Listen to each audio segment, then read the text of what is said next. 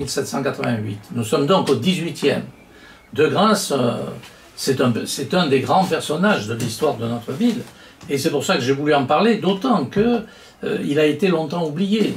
Il a été longtemps oublié parce que il a eu la mauvaise idée de demander à Louis XVI de faire un procès contre ses subordonnés en la suite de sa défaite des Saintes près de la Guadeloupe. Qu'est-ce qui s'est passé? Ça, c'est à la fin de sa carrière. Hein. Il subit cette défaite, il est fait prisonnier par les Anglais, et il estime que ce sont ses subordonnés qui n'ont pas obéi, qui ont mal agi.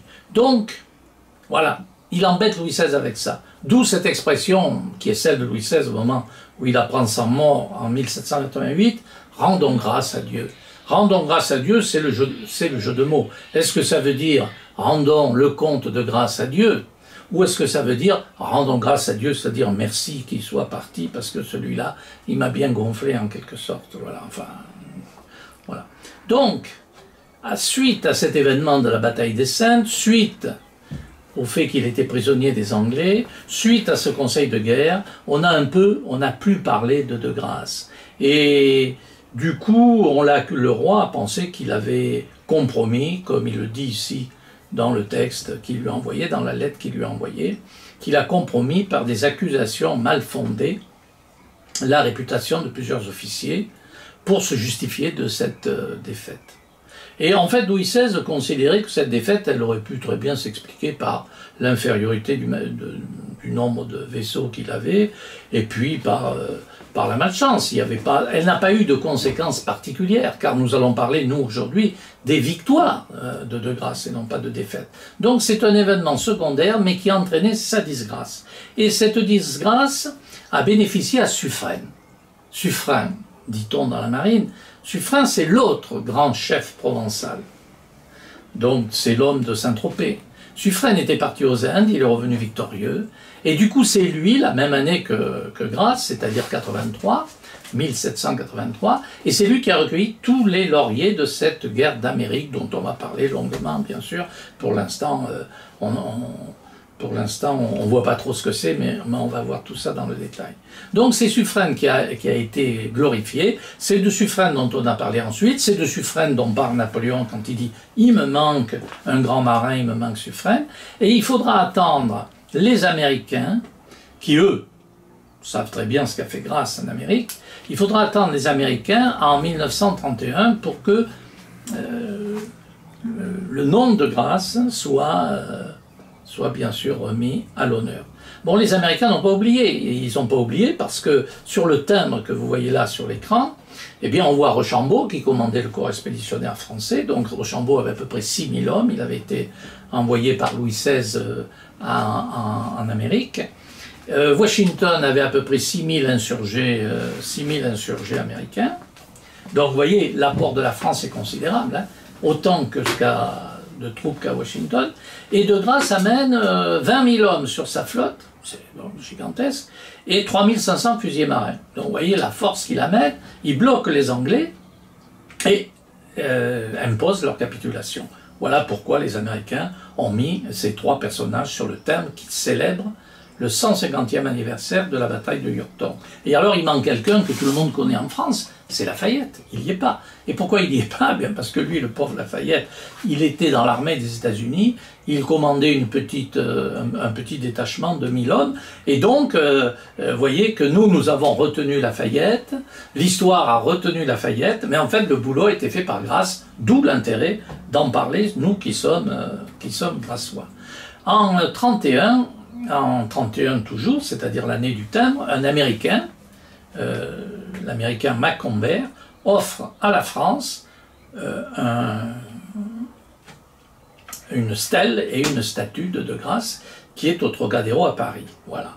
Et ça, c'est donc 1931, et à partir de là, donc au XXe siècle, il va y avoir un bateau de la Compagnie Générale Transatlantique, il va y avoir un croiseur qui va s'appeler de Grasse, puis un bateau américain, puis une frégate française, et puis chez nous, bien sûr, en 1969, le lycée devient lycée Amiral de Grasse, alors que jusque-là, il ne portait pas de nom, bien sûr.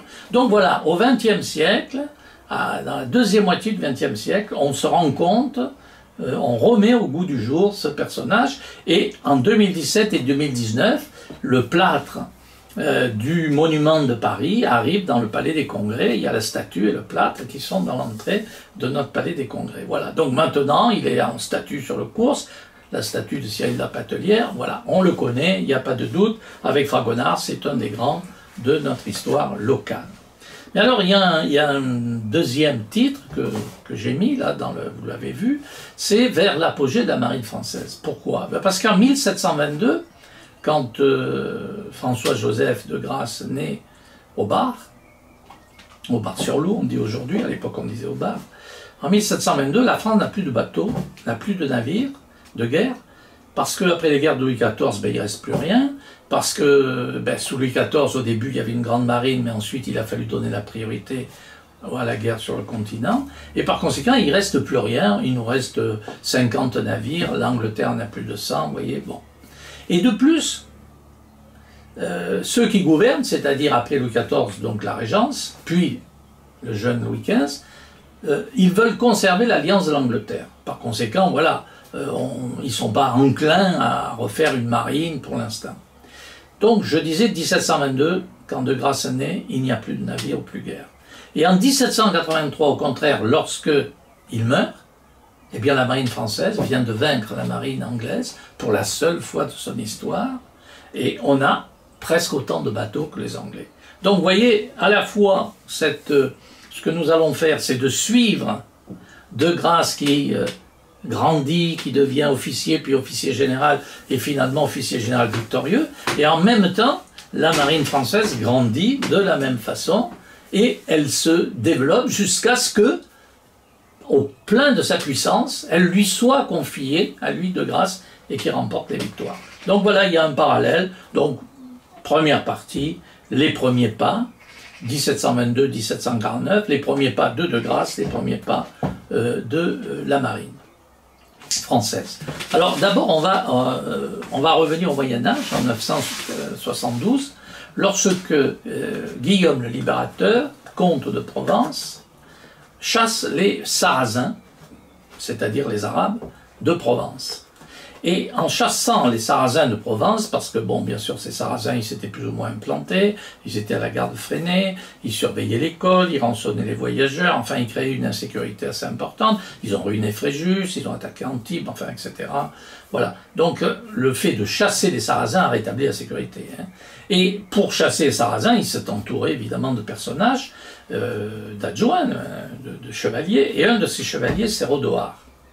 Et Rodoard, il va se voir confier, va se voir donner en remerciement la terre comprise entre la Siagne et le Loup, c'est-à-dire la terre autour d'Antibes, puisque la ville de l'époque qui existe, c'est Antibes. Hein. Mais dans ce lieu est en train de naître une ville nouvelle. Et cette ville nouvelle, c'est la ville de Grasse. Et au XIe siècle, le petit-fils de Rodoard croit bien pour sa famille de prendre le nom de cette ville qui fait partie de son fief, la ville de Grasse. Voilà. Et c'est pour ça qu'il s'appelle de Grasse, et c'est pour ça que nous parlons de l'amiral de Grasse, et c'est pour ça que nous parlons de François-Joseph de Grasse. Voilà. Et est-ce qu'il est donc seigneur de Grasse? Ben non, il n'est pas seigneur de Grasse parce que Grasse est devenue très vite une république consulaire. Comme c'était une ville de marchands, elle était sans doute très riche par rapport à l'ambiance du moment. Elle a donc pu se libérer très vite de la tutelle de la famille de Grasse. Donc en fait, la famille de Grasse porte le nom de la ville, mais n'a pratiquement jamais été seigneur de Grasse. En fait, ils ont été seigneurs du Bar-sur-Loup, on le voit, alors ça s'appelait le Bar à l'époque. En 1235, Raymond Béranger, c'est-à-dire le comte de Provence, donne la seigneurie du Bar à la famille de Grasse. Donc ils sont donc seigneurs du Bar, puis comtes du Bar en 1580, et ils sont aussi seigneurs de Cabris. Vous voyez, donc les fiefs de Grasse, c'est le Bar, c'est Cabris, mais pas la ville. Ils ont aussi des terres à Moinsartou, par conséquent, ils enserrent la ville, mais la ville, elle, est libre de toute tutelle féodale. Donc, en 1722, François-Joseph descendant donc de cette famille de Grasse, né au Bar, au château du Bar. Alors on ne sait pas s'il est né au château du Bar ou dans un autre château, les Valettes, bon peu importe, un peu plus loin aujourd'hui sur Tourette-sur-Loup. En tout cas, ce qui est sûr, c'est qu'il est élevé par sa mère et par sa tante au château du Bar. Il est élevé par sa mère et par sa tante parce que son père meurt très vite et par conséquent, c'est les femmes qui vont l'élever, mais évidemment pas très longtemps. Donc ce pays à l'époque de Grasse au Bar, Grasse a à peu près 10 000 habitants, donc c'est la ville principale, c'est la capitale de la Provence orientale. Le Bar a 1200 habitants et entre Grasse et le Bar, il y a Châteauneuf qui en a 1000. Bon, tous les autres, Cabris, Opio, etc., sont de tout petits villages à ce moment-là. Bon, c'est l'époque où commencent à se développer les cultures florales, mais il n'y en a pas énormément. Enfin, il y en a suffisamment, en tout cas, pour que l'anglais Young, quand il vient en 1789, quand il viendra en 1789, le note, le remarque et trouve ça extraordinaire, hein, parce que tout ce qu'il a vu en France lui a souverainement déplaît. Par contre, ce qu'il a vu à Grasse, les cultures de fleurs, ça l'a frappé. Et ça lui a plu. Il dit même, Grasse livre la moitié de l'Europe prend ses essences parfumées à Grasse. Donc vous voyez, déjà la ville avait cette réputation. Mais ce n'est pas vers Grasse que regarde François-Joseph. C'est vers Antibes, que l'on voit sur cette diapositive. Pourquoi Antibes? Parce qu'il y a un port militaire. Alors c'est un port militaire très modeste, hein, c'est pas Toulon, c'est pas Brest, mais c'est un port militaire quand même. Il y a le château qui a été construit au XVIe, vous voyez, et puis il y a le port. Et la ville fortifiée. Donc c'est une place forte, il y a des officiers de marine, on voit le mât de quelques frégates, et donc c'est ça qui intéresse surtout, on le destine à la marine. Voilà, il est le troisième enfant, il est le troisième garçon sur 10, hein, sur 10 enfants, donc il faut qu'il travaille en quelque sorte, il faut voilà, il n'est pas question qu'il prenne le titre comme l'aîné, il le prendra plus tard. Mais pour l'instant, il faut qu'il trouve une place dans la marine. Mais de toute façon, il y a une tradition à Grasse et dans Provence pour que les nobles deviennent des marins. Il y a une tradition très forte, il n'est pas le seul, hein, de la région de Grasse, il y a toute une papardelle de marins à ce moment-là dans la ville de Grasse ou autour. Bien. Alors, revenons, donc voilà, il est né, il est destiné à la marine. Et nous sommes à l'époque, je le disais, où la marine n'a plus de bateaux. La marine française n'a quasiment plus de bateaux parce qu'en effet, sous la régence de Philippe d'Orléans et au début du règne de Louis XV, le Premier ministre le plus important de cette période, c'est le cardinal de Fleury. Il est Premier ministre de 26 à 43. Et sa politique, c'est une politique de paix en Europe et d'entente avec l'Angleterre. Et en fait, cette politique d'entente avec l'Angleterre implique pour la France finalement de ne pas se préoccuper trop de sa marine. Car les Anglais pourraient considérer que c'est un peu un signe de, peut-être pas de provocation, mais en tout cas d'inimitié vis-à-vis d'eux. Donc en fait, pendant cette période, on essaye d'être les arbitres sur le continent, mais on laisse à l'Angleterre la domination des mers. C'est-à-dire au fond la domination du monde, plus tard, hein, pour l'instant ce n'est pas encore le cas. Voilà un peu l'idée générale. Mais cette politique de paix est évidemment favorable à la France, après toutes ces guerres de Louis XIV qui l'ont ruinée. Et puis en plus le cardinal de Fleury va gagner quelque chose dans cette politique de paix, il va gagner la Lorraine. Puisque la Lorraine, bon on ne va pas expliquer tout ça, mais la Lorraine est récupérée par la France suite à la guerre de succession de Pologne. Donc voilà, ça n'a pas été un arbitrage complètement gratuit, vous voyez. Voilà. Mais il y a en même temps, il se passe quelque chose sur mer. Ce qui se passe sur mer, c'est qu'en fait le commerce maritime français progresse très vite au début du siècle, et il progresse plus vite que le commerce anglais qui est plus important. Et par conséquent, en fait les marchands de Londres, les riches marchands de Londres remarquent cette concurrence de la France, s'en inquiètent, et au fond, eux, ils poussent à une politique de blocage de cette progression de la France, et au fond, eux, ils veulent à terme une guerre avec la France, en somme, c'est ça, parce qu'ils veulent maintenir leur suprématie. Alors c'est quoi ce commerce, hein? Eh bien, ce commerce, c'est essentiellement cet horrible commerce du sucre, du café, du cacao, de l'indigo qui se fait dans les îles des Caraïbes, c'est-à-dire là où on fait travailler les esclaves et là où on les prend en Afrique, on les apporte là-bas. Ce système de la plantation, bon, aujourd'hui, alors évidemment on trouve ça complètement horrible, mais en fait ce système de la plantation, c'est celui dont on parle là, c'est-à-dire c'est celui qui fournit à la France et à l'Angleterre et à la Hollande et au Portugal, à l'Espagne, des revenus considérables. Et c'est pour ça qu'on se bat pour ça, pour être présent là-dedans. Mais il se trouve que la France dispose et a réussi à mettre en place à la Martinique, à la Guadeloupe et surtout à Saint-Domingue une production de sucre tellement importante que l'île de Saint-Domingue va finir par représenter autant que toutes les colonies anglaises. Imaginez les Anglais, ils ne peuvent pas supporter ça. Vous voyez? Bon, tout ça donc est lié au trafic des esclaves qui enrichit Nantes et Bordeaux. Tous ces beaux bâtiments, toutes ces belles maisons à Nantes et Bordeaux, c'est ce commerce horrible des esclaves. Voilà. Donc, à 12 ans,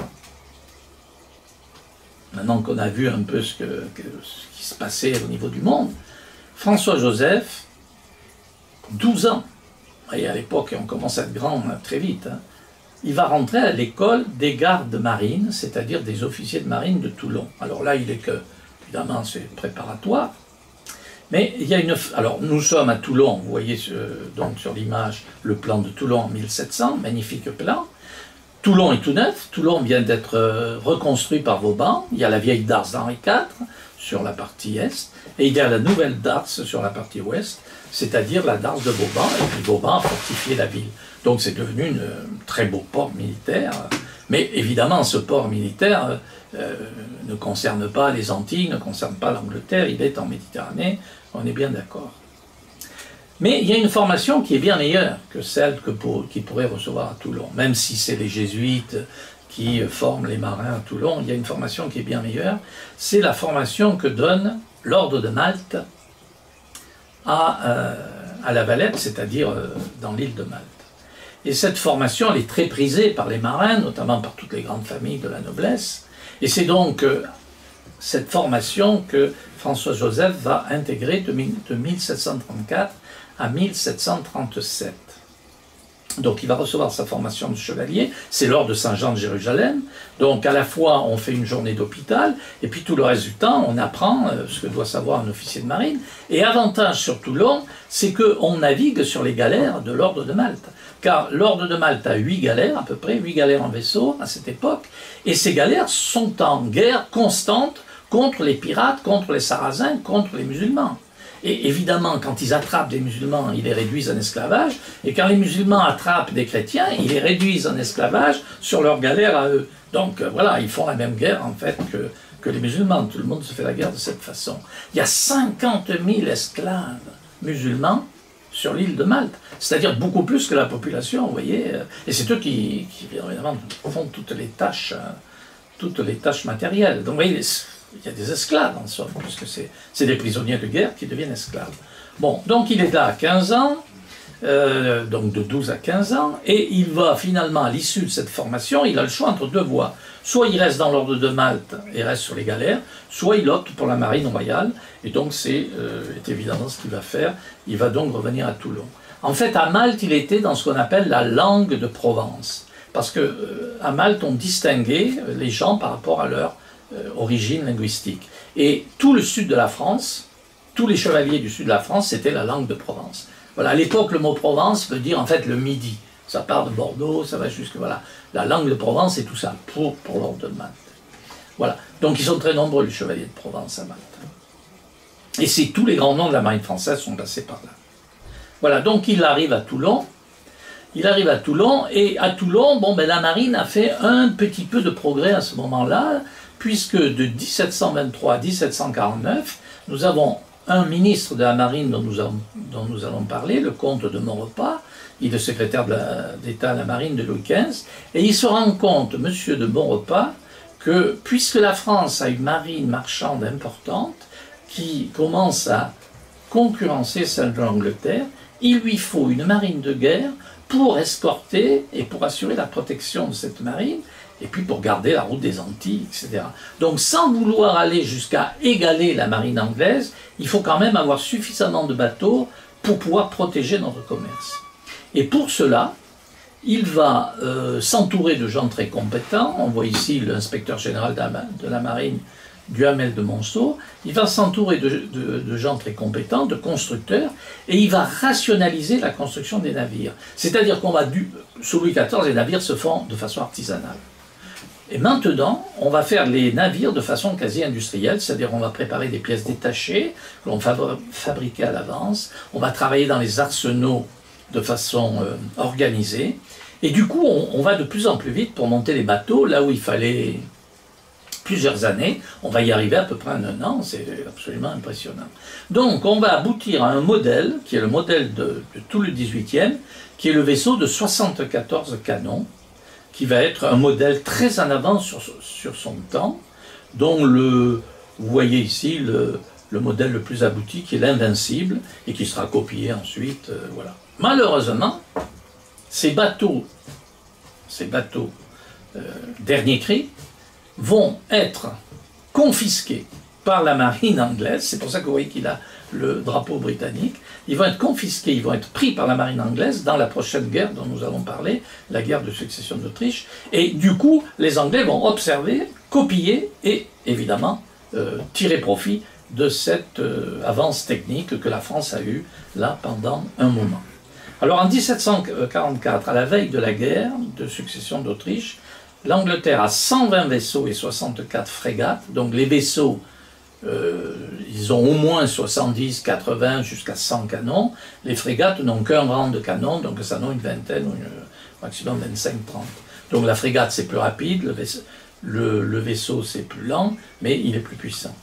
Et alors la technique à l'époque, c'est de mettre les vaisseaux un derrière l'autre en ligne, de faire un mur de feu et de tirer sur les bateaux adverses. On tire à boulet, non pas à obus, c'est-à-dire qu'ils n'explosent pas les boulets. Les boulets, c'est des morceaux de fer, donc c'est des ronds de fer, c'est des boules de fer, et elles frappent, et elles peuvent détruire la coque, les voiles, etc. Mais ça n'explose pas. Hein. Bon. Donc, l'Angleterre, disais-je, avait 120 vaisseaux, 60 frégates. La France arrive à avoir la moitié, 65 vaisseaux, 47 frégates. Donc, on a à peu près la moitié de la marine anglaise. Voilà.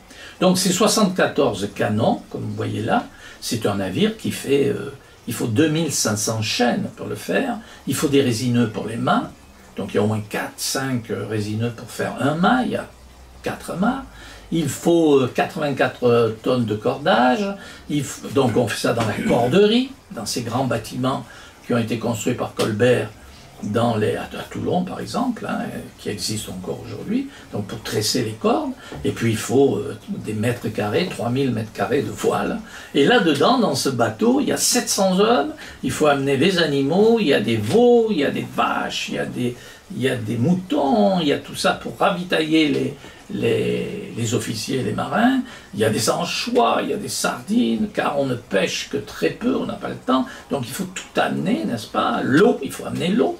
Donc voilà, c'est une véritable usine. Hein.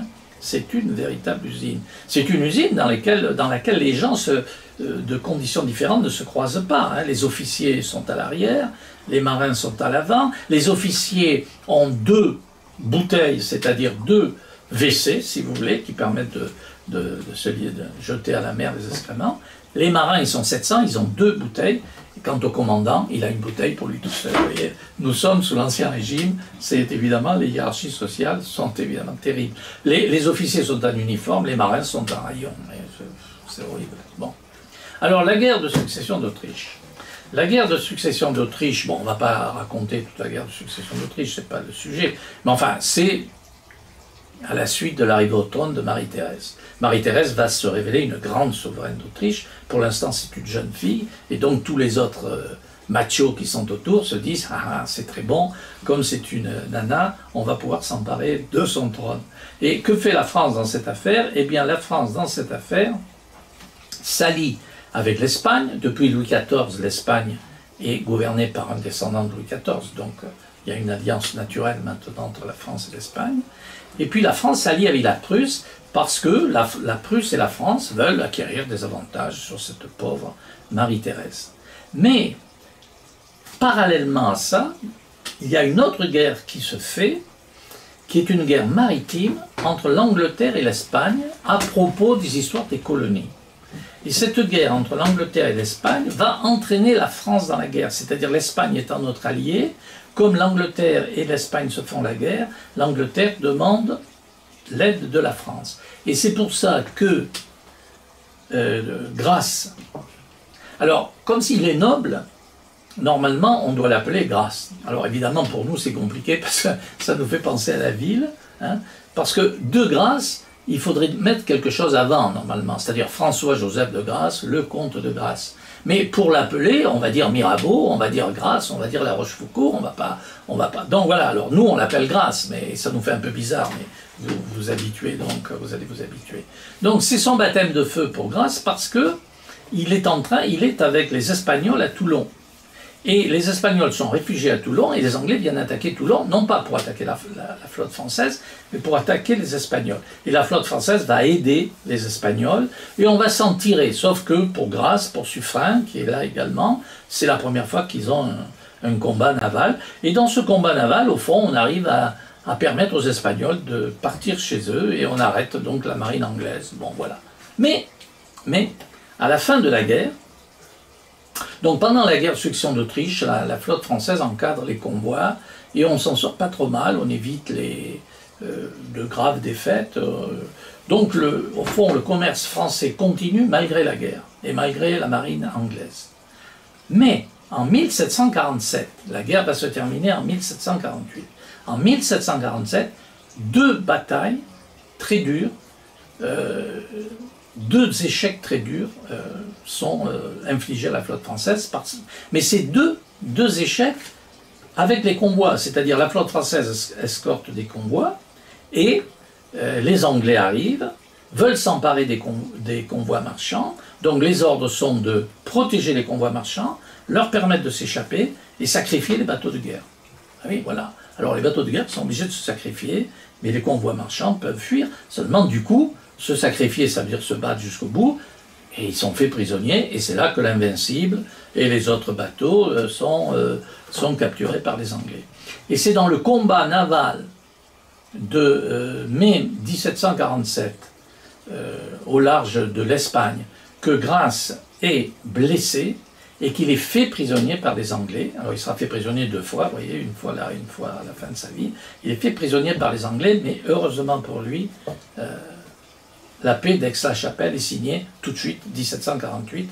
Et donc, comme Suffren, ils sont tous les deux faits prisonniers, tous les deux libérés. Alors vous voyez sur cette gravure, deux magnifiques bateaux de guerre français, c'est-à-dire le Monarque à gauche, qui était le bateau de Suffren, et le Terrible à droite, qui n'était pas le bateau de Grasse, qui sont sous drapeau anglais, parce qu'ils ont été tous les deux pris. Et voilà, évidemment, les Anglais sont très fiers et sont impressionnés de voir ces bateaux, dernier cri, qu'ils vont maintenant copier. Voilà. Alors la paix survient. Bon, c'est une paix qui finalement ne règle rien. C'est la fameuse paix dont Voltaire a dit que la France a travaillé pour le roi de Prusse, c'est-à-dire que le roi de Prusse, lui, il s'est acquis la Silésie et la France n'a rien gagné. Louis XV a dit « j'ai traité en roi et non en marchand ». Alors comme il a traité en roi, ben, il n'a rien demandé. Et donc toutes les victoires françaises en Hollande, pas en Hollande, on disait aux Pays-Bas autrichiens, la Belgique donc, et toutes ces victoires en Allemagne n'ont servi à rien. Voilà, il a traité en roi, il n'a rien demandé. Et au niveau des maritimes, eh bien, on a repris les îles, voilà, il n'y a rien qui change. Mais à la fin de la guerre, la France s'est fait prendre ses vaisseaux, il lui en reste 37, il lui reste 7 frégates, les Anglais n'ont plus de 100, donc une fois de plus, la marine française est ruinée. Et c'est par conséquent une nouvelle époque qui commence, c'est l'époque des épreuves, parce que cette épreuve de la guerre de succession d'Autriche va être aggravée encore, ça va être aggravé encore dans les années qui viennent, et c'est ce que nous verrons une prochaine fois.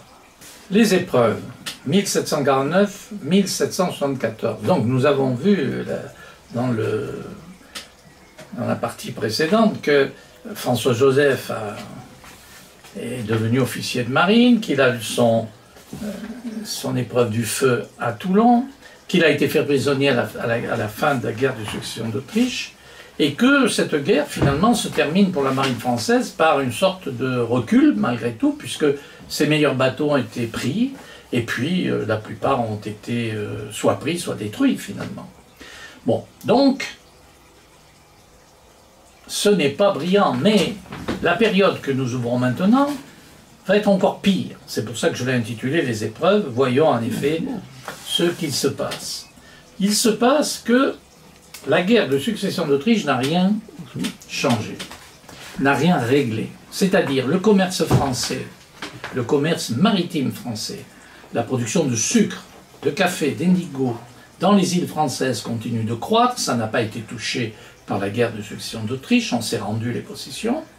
Et vous savez que c'était un peu la cause de la rivalité britannique, puisque les Anglais voyaient avec inquiétude, notamment les marchands du grand port de Londres et des autres ports anglais, voyaient cette progression du commerce français avec inquiétude. Donc ça n'a pas changé, ça continue.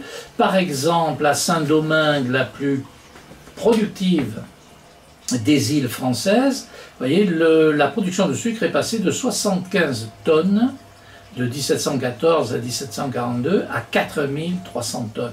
Donc c'est des productions énormes. Ça veut dire qu'on a importé de plus en plus d'esclaves et que donc on vend de plus en plus de sucre en Europe et que ce sucre on le vend au détriment des Anglais. Alors ça continue et puis s'ajoute à cela les conflits dans les zones où s'oppose l'influence française et anglaise. Alors il y en a deux dans le monde. Il y a l'Inde et l'Amérique du Nord. Et c'est en Amérique du Nord que la guerre va reprendre, va recommencer dès 1754. Donc il n'y a pas de guerre en Europe, mais il y a la guerre en Amérique du Nord. Alors vous voyez sur la carte les possessions françaises, la France a toute l'entrée du Saint-Laurent. Elle a de plus progressé vers la Louisiane, donc tout ce qui est autour du Mississippi, eh bien, on prétend le posséder, tandis que les Anglais, eux, sont sur la côte Est. Et du coup, ces Anglais qui sont sur la côte Est se sentent bloqués dans leur progression vers l'Ouest, parce qu'ils imaginent bien qu'un jour, il va falloir qu'ils s'étendent, ils sont bloqués par ces possessions françaises. Et alors on va voir ces colons anglais en Amérique devenir un groupe de pression en Angleterre auprès du gouvernement pour faire la guerre aux Français. Et un certain, par exemple, Benjamin Franklin est envoyé en Angleterre pour demander que il faut se débarrasser de cette présence française en Amérique. Et par conséquent, il y a tous ces groupes de pression, vous voyez, il y a celui de l'Amérique, il y a celui des marchands, donc finalement tout concourt à ce qu'un jour il faudra reprendre la guerre contre la France. Bon. Et la guerre va commencer sur la Belle Rivière. Qu'est-ce que c'est la Belle Rivière? C'est l'Ohio aujourd'hui, parce que sur la Belle Rivière, eh bien, les Français et les Anglais, les Anglais voudraient passer vers l'Ouest, et les Français veulent les empêcher. Bon, simplement, il y a une chose qu'il faut bien voir, c'est que la population française ne dépasse pas 50 000 personnes au Canada, tandis que la colonisation anglaise, c'est 2 millions. Donc c'est sûr qu'à terme, de toute façon, on ne va pas pouvoir rester, ou alors si on pouvait rester, il ne faudrait pas vouloir rester partout, et voilà. Donc la guerre commence là. Bon. Et en 1756, elle s'étend à l'Europe. Elle s'étend à l'Europe, mais pas dans les mêmes conditions que la dernière fois. Il va se passer ce qu'on a appelé le renversement des alliances. C'est-à-dire qu'en France, il y a beaucoup de gens qui se disent qu'au fond, cette alliance avec la Prusse, finalement, a été négative pour la France. On se rappelle la formule de Voltaire, la France a travaillé pour le roi de Prusse. Et du coup, c'est peut-être pas l'alliance qu'il faut maintenir. Et puis, en même temps, les Prussiens se rapprochent des Anglais, parce que le roi d'Angleterre possède le Hanovre en Allemagne. Et le Hanovre, c'est un territoire qui est tout près de la Prusse. Donc c'est un moyen pour eux, ils ont quelque chose en commun, c'est le Hanovre. Soit pour passer des marchandises, soit pour défendre le Hanovre, etc. Donc il se produit ce renversement des alliances, c'est-à-dire l'alliance de la France avec son ennemi héréditaire de toujours, l'Autriche. Et c'est comme ça que Louis XVI, le dauphin pour l'instant, épouse Marie-Antoinette. Marie-Antoinette, c'est le prix de cette alliance. C'est le, enfin, pas le prix, mais la prime, voilà, le surcroît. Voilà, on fixait à l'époque, dans les familles royales, on scellait les alliances par un mariage. Donc c'est le mariage de Marie-Antoinette et de Louis XVI. Évidemment, si elle avait su tout ce qui avait lui arrivé, peut-être... mais enfin, on ne lui a pas demandé son avis de toute manière. Donc la France et l'Autriche sont alliés, et la Russie est alliée de la France et de l'Autriche. De l'autre côté, il y a la Prusse et l'Angleterre. Voilà.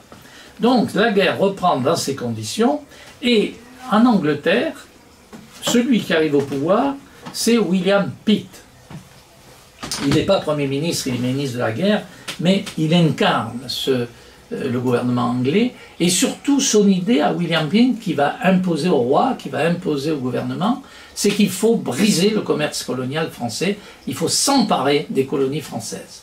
Donc en fait, la stratégie anglaise est la suivante: occuper l'armée française sur le continent, par des guerres peu utiles, que les Anglais ne font pas, ils donnent de l'argent évidemment aux autres pour les faire, et pendant ce temps, s'emparer de l'empire colonial français. Et bien sûr, ce piège va marcher magnifiquement. Il va marcher magnifiquement. Alors, les défaites navales pendant cette guerre de 7 ans vont s'accumuler pour la France de façon catastrophique. Curieusement, Grasse, qui est devenu capitaine de vaisseau et qui commande un vaisseau de 64 canons, curieusement, lui, il évite toutes les défaites parce que, bon, ben, le hasard fait qu'il a toujours une mission ailleurs. On la voit à Saint-Domingue, par exemple, pour protéger des renforts. On envoie 5000 hommes à Saint-Domingue pour éviter que les Anglais s'en emparent, et il réussit parfaitement cette mission. Bon, il n'est pas le commandant en chef, il n'est que capitaine de vaisseau. Il en profite pour rester un peu à Saint-Domingue, il en profite pour acheter un domaine avec des esclaves, et il en profite même pour trouver une femme, une seconde femme. Il a eu un premier mariage, sa femme est décédée, donc il va trouver une seconde femme à Saint-Domingue. Voilà, donc il a un certain lien par conséquent avec Saint-Domingue. Donc je disais, il n'a subi aucune défaite, lui personnellement, mais la France en a subi de très nombreuses, à la fois sur terre et sur mer. C'est donc, tout ça se termine en 1763 par le traité de Paris. Ce traité de Paris, c'est le pire traité que la France ait signé, puisqu'il signe la perte du premier empire colonial de la France. Et il donne à la Grande-Bretagne, aux Anglais, la suprématie maritime et coloniale sur l'ensemble du monde. Voilà, ça date du traité de Paris. Alors ce traité de Paris, qu'est-ce qu'il prévoit? Vous voyez la carte. Il prévoit que tous les territoires que la France avait dominés aux Indes, enfin dans l'Inde, dans la péninsule indienne, que la France avait dominé dans la péninsule indienne, tous ces territoires sont perdus. La France ne conserve que 5 ports. Alors il fut un temps, dans les petites classes du primaire, on les apprenait, Pondichéry, Carical, Mahé, j'en ai oublié un, Chandernagore. Bon, la France ne garde que 5 comptoirs, les Anglais s'emparent de l'Inde. Bon, c'est évidemment considérable. Au Canada, la France perd absolument tout, et on ne conserve que 2 ports, qu'un seul port, pardon, si que 2 ports, Saint-Pierre et Miquelon. Mais aujourd'hui, comme on dit Saint-Pierre-Miquelon, on a l'impression que c'est le même. En fait, c'est 2 ports. Voilà. On perd donc tous les territoires du Canada. Alors c'est évidemment une catastrophe immense. Mais enfin, pourquoi on a fait ça? D'abord parce qu'on a subi des défaites au Canada et aux Indes qui faisaient qu'on ne pouvait pas trop exiger l'inverse, mais aussi, et peut-être surtout, parce qu'on s'est concentré sur le maintien de la Martinique, de la Guadeloupe et de Saint-Domingue. Et le gouvernement français et le ministre qui a négocié, qui s'appelle Choiseul, et le ministre Choiseul, ils se frottent les mains. Et pour eux, ce traité de Paris n'apparaît pas comme une catastrophe. Pour eux, ce traité de Paris, c'est une excellente chose parce qu'ils ont conservé les îles à sucre. Et qu'est-ce que c'est qui donnait la richesse au commerce international français? C'était pas les peaux de castor du Canada, et c'était pas ce qu'on faisait aux Indes, qui n'était pas grand-chose, c'était les îles à sucre. Donc vous voyez, aujourd'hui, on considère que c'est un traité catastrophique qui a donné la suprématie mondiale à l'Angleterre, mais en fait, à l'époque, on était tout content d'avoir sauvé l'essentiel, les îles à sucre. Voilà. Donc, on garde la Martinique, la Guadeloupe, Sainte-Lucie, Saint-Domingue. C'est merveilleux. C'est merveilleux, mais il n'empêche, l'Angleterre est maîtresse des mers.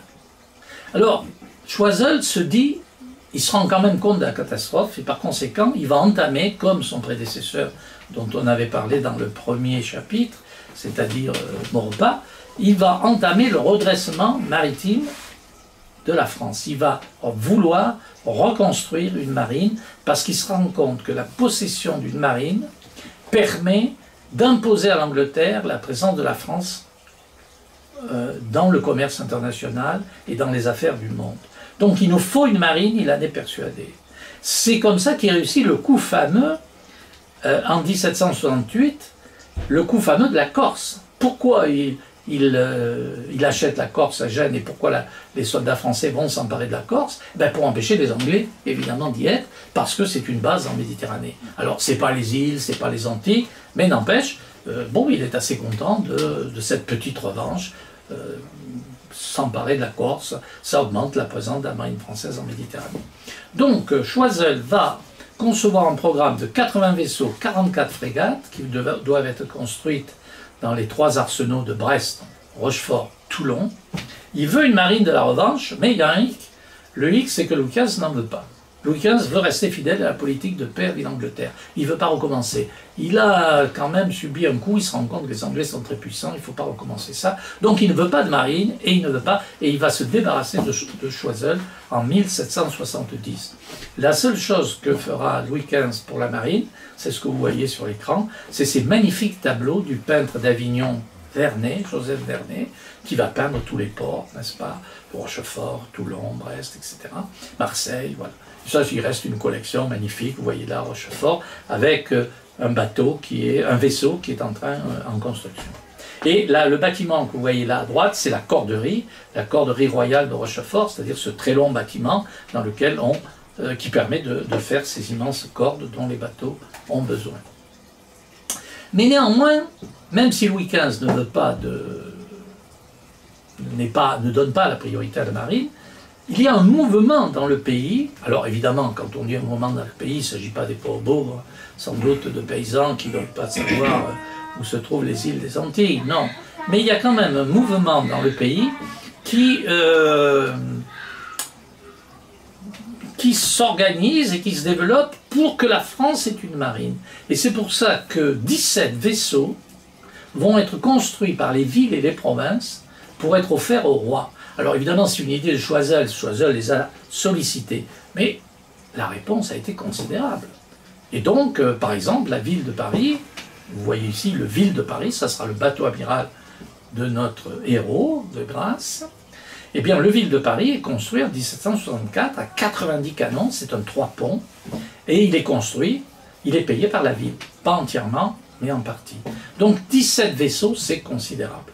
Et puis, il y a ce mouvement de tas de gens qui s'intéressent. Il y a tous ceux qui s'intéressent au commerce triangulaire, qui gagnent leur argent avec le commerce des esclaves. Donc, tout cela, ils veulent évidemment qu'on lutte contre l'Angleterre. Donc, il y a ce mouvement. Voilà. Bon, il y a ce mouvement. Quant à notre héros, il va renoncer à ses vœux de chevalier de Malte. Il achète un domaine dans la banlieue parisienne que vous voyez là, à Tilly. Et il va devenir marquis de Tilly, sera fait marquis de Tilly par le roi, après 2 campagnes, comme on voit ici, 2 campagnes contre les pirates. Quels pirates? Eh bien les pirates, encore les Sarrasins, mais cette fois on ne les appelle plus les Sarrasins, on les appelle les Barbaresses, mais c'est toujours les mêmes. Les Barbaresses, c'est pareil que les Sarrasins, c'est les Arabes. Hein. C'est toujours les Arabes qui pourrissent la vie sur la Méditerranée. Mais évidemment, ils pourrissent la vie sur la Méditerranée parce que, qu'est-ce qu'ils font? Ils font des razzias. Ils veulent s'emparer d'esclaves, ils viennent sur les côtes, alors moins au XVIIIe siècle, hein, moins, mais enfin ça arrive encore. Hein. Parfois il ne fait pas bon de se promener aux îles de Lérins parce qu'on peut se faire attraper par un bateau pirate, et ensuite ils vous revendent, hein, ils demandent une rançon. Alors si vous êtes riche, bon, ça va, vous restez 1 an là-bas et vous revenez. Mais si vous êtes un pauvre type, eh ben, vous risquez d'y rester tout le temps esclave. Alors il y a des ordres religieux, les ordres de la Merci, les ordres les Trinitaires, qui s'occupent de racheter ils ramassent des fonds et ils rachètent des pauvres gens. Mais il y a quand même énormément d'esclaves chrétiens du côté des Barbaresques, hein, bien sûr. Hein. Donc il faut quand même, les marines européennes se disent qu'il faudrait quand même assurer la sécurité de la Méditerranée. Encore qu'attention, dans ces Barbaresques, il y a beaucoup d'Européens. C'est-à-dire qu'en fait, on dit c'est les Arabes, c'est les Barbaresques, mais il y a des Méditerranéens, des Grecs, des Provençaux, des Italiens, qui se font musulmans pour devenir pirates, parce qu'ils trouvent que c'est lucratif. Et on ne les distingue plus après, n'est-ce pas? Il y en a qui disent même que ce sont les meilleurs, parce qu'ils connaissent mieux la navigation que les autres. Voilà. Mais enfin, en tout cas, il est envoyé en 1765, 1766. Alors en 1765 du côté de Salé, c'est-à-dire Rabat, et puis en 1766 en Grèce, contre les pirates turcs. Et comme il réussit en tant que chef de division, c'est-à-dire avec 2-3 navires, ces 2 campagnes, il sera fait marquis de Tilly. De 1767 à 1772, événement dans sa vie, à notre héros, à Grasse. Donc il s'agit bien de François-Joseph, bien sûr. François-Joseph est nommé commandant de l'école d'officiers de marine de Toulon, c'est-à-dire des gardes marines de Toulon. Et c'est la seule fois dans sa vie où donc il sera à terre. Car finalement, ce gars-là, il est tout le temps sur les bateaux, tout le temps dans les ports. Il n'est jamais chez lui, il ne voit jamais ses enfants, sa femme. Bon. Il est officier du roi tout le temps. Hein. De 1767 à 1772, il a un 3e et 4e enfant. Il est un petit peu, voilà, vous le voyez ici, vous voyez le port de Toulon, c'est la Nouvelle Dart, ça c'est celle de Vauban, vous voyez les vaisseaux. Donc il commence cette école de garde marine et ça lui fait une petite période où il ne navigue pas. Mais en 1772, il est appelé pour participer à une innovation de la marine française. Choiseul se rend compte qu'il faut quand même que ces officiers de marine soient entraînés, parce que le système était quand même assez curieux. Quand il n'y avait pas la guerre, on laissait les bateaux dans les ports, et les officiers de marine pas loin des ports. Mais on ne circulait pas, on naviguait guère, et surtout on ne s'entraînait pas. Et par conséquent, les canonniers, enfin, par exemple les équipages, etc. Et là, on décide donc de créer une escadre pour s'entraîner, pour former les canonniers, etc. Voilà. Et c'est là que Grasse va participer à cette escadre, d'ailleurs avec Suffren. Et c'est là aussi que Louis XV meurt le 10 mai 1774. Et avec la mort de Louis XV, on arrive à une 3e période que j'ai appelée l'apogée,